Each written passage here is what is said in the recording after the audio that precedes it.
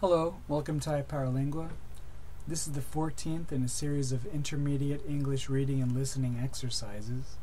And in this one we're going to be looking at body language. And what does body language say, and how can you interpret it? How can you decipher it?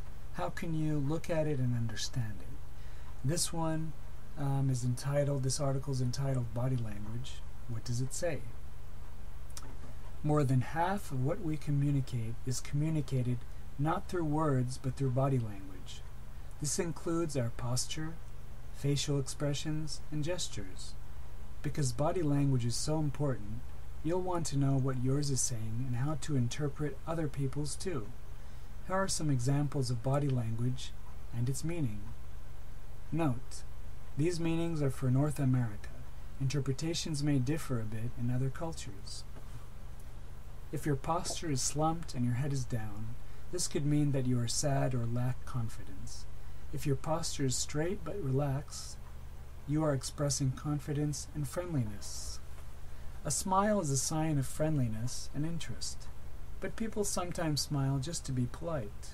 To get another clue from people's faces, notice their eyes.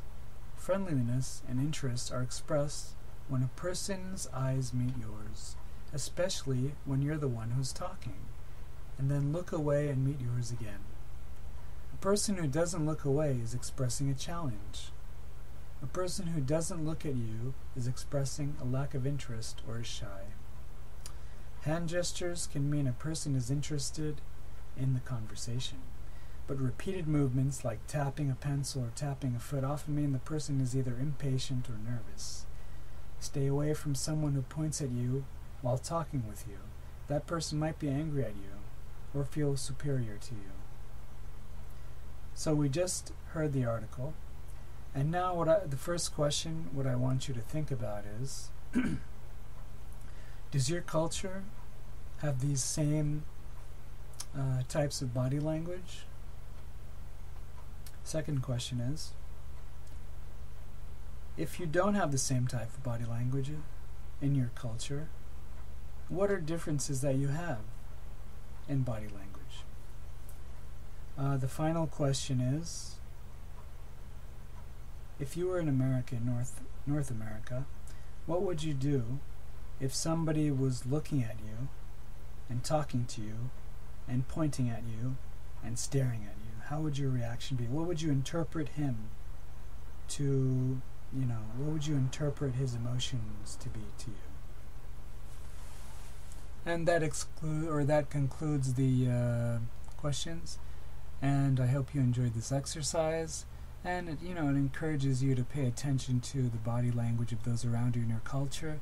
And it's interesting because when you're a little kid or when you're growing up in this culture, maybe you don't even realize these kind of things.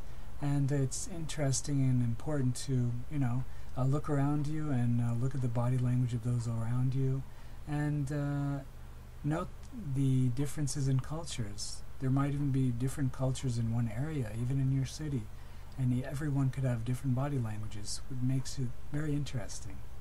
So I hope you enjoyed this lesson, and I hope to see you for the next episode. Visit us at iPowerlingua.com for more English lessons as well as other languages and accent reduction courses. I hope to hear from you soon. Goodbye.